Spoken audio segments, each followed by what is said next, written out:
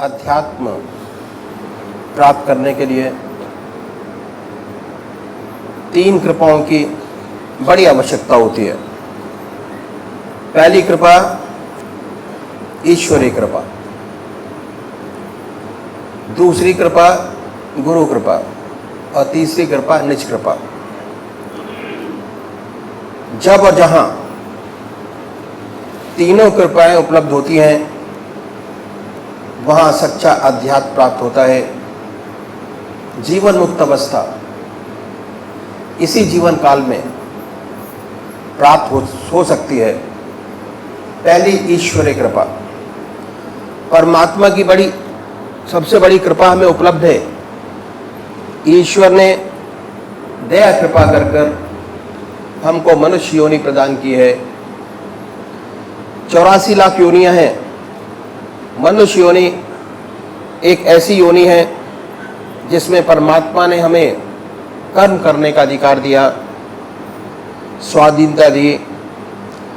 और जितनी योनियां हैं सब भोग योनियां हैं। मनुष्य योनि की यह विशेषता है, कहा है बड़े भाग्य मानुष तन पावा, सुर दुर्लभ सदग्रंथन गावा, साधन धाम मोक्ष कर द्वारा, पाए न जई पर लोक सवारा। ऐसी है मनुष्य योनि। प्रभु ने असीम दया कृपा से मिलती है, प्राप्त होती है। साधन का क्षेत्र है, मोक्ष का दरवाजा है।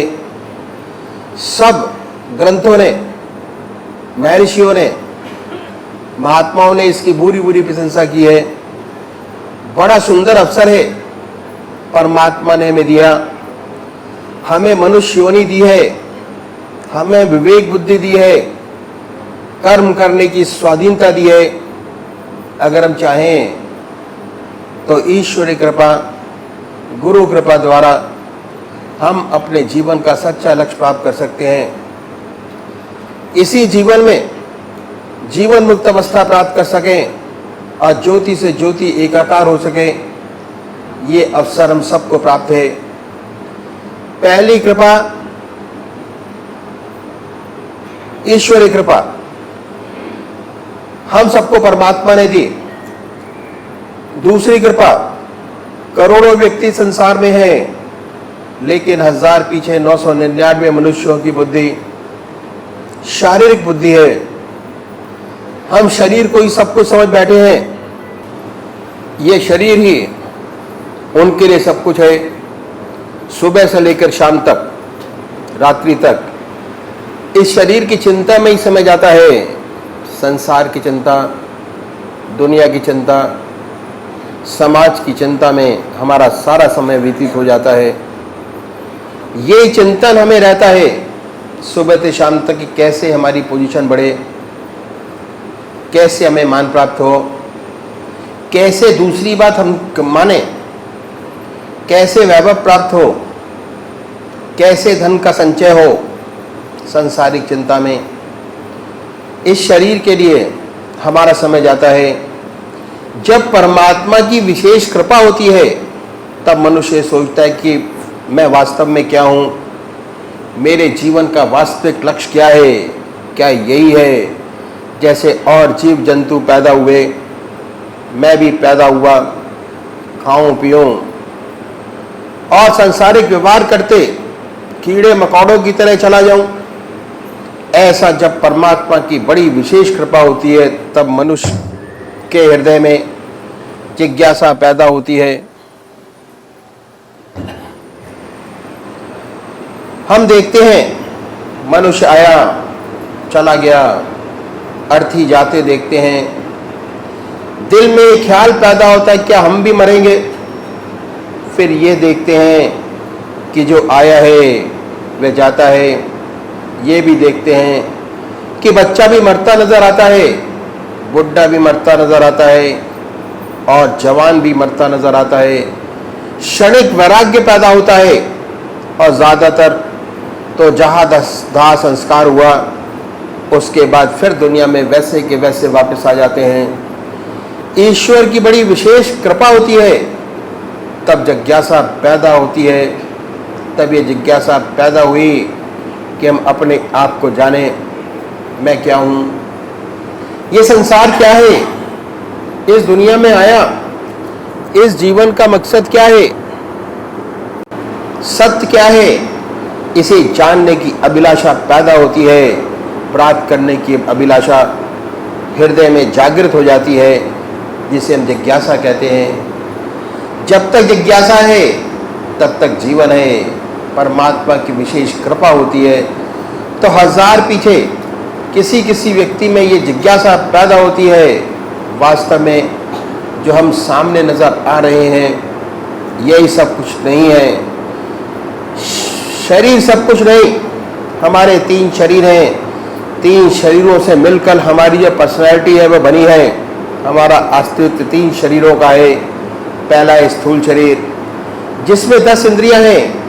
आँख देखने का काम करती है, कान सुनने का काम करते हैं, नाक सूंघने का काम करती है, जिह्वा स्वाद लेती है, हाथ पैर चलते उठते फिरते बैठते हैं। 5 कर्म इंद्रियां हैं, 5 ज्ञान इंद्रियां हैं। दूसरा हमारा सूक्ष्म शरीर है जो मन बुद्धि चित्त और अहंकार से मिलकर बना है। स्थूल शरीर से हम विषयों का आनंद लेते हैं। दूसरा हमारा सूक्ष्म शरीर है, मन बुद्धि चित्त और अहंकार से मिलकर बना है। इससे हम वासना का आनंद लेते हैं। जितने सोच विचार का काम है वह सूक्ष्म शरीर से प्राप्त होता है। पहले क्रिया सूक्ष्म शरीर में होती है, फिर स्थूल शरीर में होती है। वासना का जितना आनंद है वह सूक्ष्म शरीर से आता है। तीसरी हमारी आत्मा कारण शरीर, चैतन्यता और आनंद आत्मा में ये है। जब ये शरीर आत्मा छोड़ जाती है तो ये शरीर बेकार हो जाता है। जिस शरीर को इतना साज संभाल कर रखते हैं, इतनी देख रेख करते हैं, हमारे संबंधी जितना इसका ख्याल रखते हैं, जब आत्मा शरीर छोड़ देती है तो ये शरीर बेकार हो जाता है। वही सगे संबंधी फिर ये कहते हैं जल्दी उठाओ कहीं भूत ना बन जाए। तो सारा खेल आत्मा का है। जब आत्मा शरीर छोड़ देती है तो दोनों शरीर बेकार हो जाते हैं। तो ये है हमारा असली अस्तित्व। और तीनों शरीरों का सच्चा डेवलपमेंट, सच्चा विकास हो, यही मनुष्य जीवन का सच्चा लक्ष्य है। परमात्मा की दूसरी विशेष कृपा होती है, तब मनुष्य के हृदय में जिज्ञासा पैदा होती है कि मैं क्या हूँ, कौन हूँ, ये दुनिया क्या है, ये संसार क्या है, सत्य क्या है, सच्चाई क्या है। ऐसी सुंदर जिज्ञासा जागृत होती है। और जिसके हृदय में ये जिज्ञासा पैदा हो जाती है वो फिर चैन नहीं लेता, उसे चैन नहीं मिलता।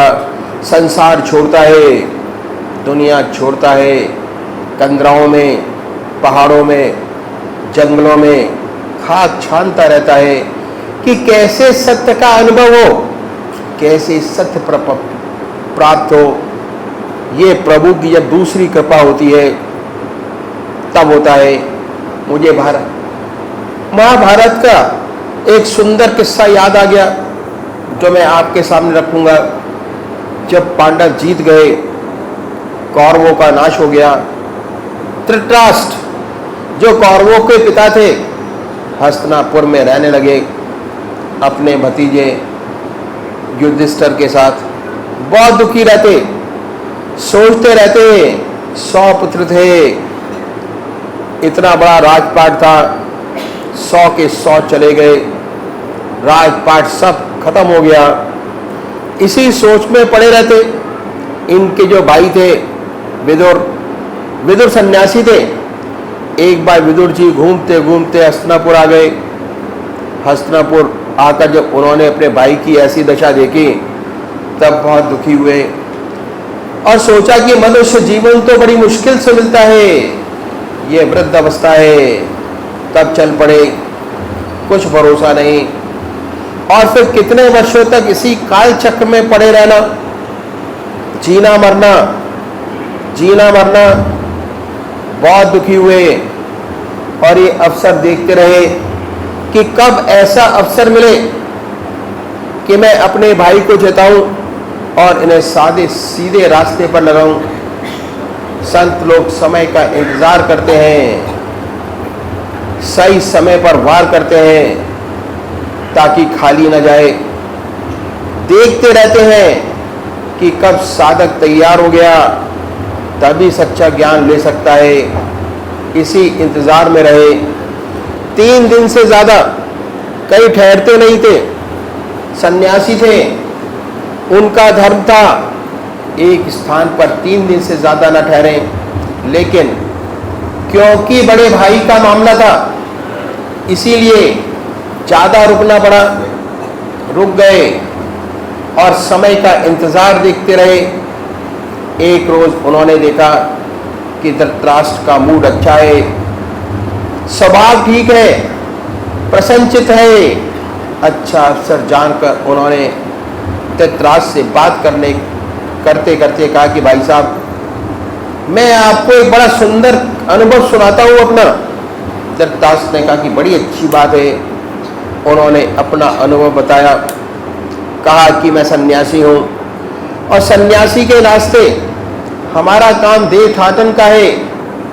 घूमते रहते हैं, नगर नगर जाते हैं, देश देशों में जाते हैं, बड़े बड़े देश देखे हैं, पहाड़ देखे हैं, कंदराएं देखी हैं, दरिया देखे हैं, समुद्र घूमते रहते हैं, बहुत से देश, बहुत से मुल्क देखे हैं।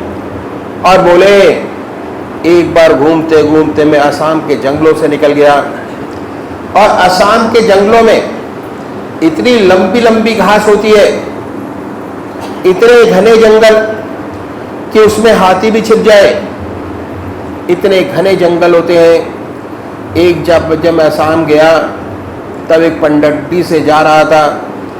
पगडंडी छोटा रास्ता जो जंगलों में होता है, उस रास्ते पे चला जा रहा था। तब मैंने क्या देखा कि सामने से एक बहुत सुंदर व्यक्ति, हिस्ट पुष्ट, अच्छा शरीर, सुडौल, बहुत सुंदर व्यक्ति, एक ब्राह्मण पुत्र सामने से चला रहा है, हाईली इंटेलेक्चुअल, ऐसा व्यक्ति सामने से चला रहा है। विदुर जी ने बड़े कौतूहल से देखा कि परमात्मा की बड़ी सुंदर रचना है, परमात्मा ने कितना सुंदर शरीर दिया, रंग दिया। ये सोच ही रहे थे कि वह ब्राह्मण पुत्र बाबर वाली पगडंडी से आगे निकल गया और ये अपनी पगडंडी पे आगे चले।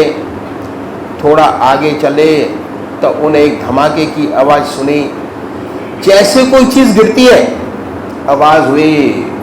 बहुत चौंके। फिर पीछे को देखते हैं तो क्या देखते हैं कि ब्राह्मण पुत्र जो 7 वाली पगडंडी से आगे गया वो अंतर्ध्यान हो गया, दिखाई नहीं दिया, कहाँ चला गया। ये बड़े सोच में पड़ गए कि इतना हिस्ट पुष्ट व्यक्ति अभी जा रहा था, कहाँ गायब हो गया। ये लौटे और जिस पगडंडी से ब्राह्मण पुत्र जा रहा था उस पर चले गए। आगे चलकर उन्होंने क्या देखा कि आगे एक बहुत बड़ा गड्ढा है, घास से ढका हुआ है। इस ब्राह्मण पुत्र में एक विशेषता थी जो इन्होंने नोट किया था, वो ये थी कि वह सर्वगुण संपन्न था, लेकिन उसे अपने गुणों का गर्व था, अभिमान था, अहम था उसमें, इसलिए वह नीचे नहीं देखता था, ऊपर देखकर ही चलता था। दृष्टि आसमान के ऊपर रख कर चलता था, नीचे करके नहीं चलता था। ये उन्होंने नोट किया हुआ था। इसमें थोड़ी सी खराबी है, तो इन्होंने सोचा कि प्रभुता पाए काय मत नहीं। जिसे प्रभु प्रभुता देता है उसमें घमंड आ ही जाता है। देखते हैं बड़े बड़े अफसर हैं, उन्हें छोटी आदमी नमस्कार करें, गर्दन भूल से हिल गई तो हिल गई, नहीं तो नहीं। ये बात है प्रभुता पाए काय मद नहीं, घमंड आ ही जाता है। अजीब बात नहीं, इसमें भी अहंकार है, ये उन्होंने नोट किया था। और ये जब गड्ढे के पास पहुंचे तो क्या देखते हैं, उस गड्ढे के किनारे एक पीपल का पेड़ है। उस पीपल पेड़ की जड़ें आधी गड्ढे में और आधी अदर में है।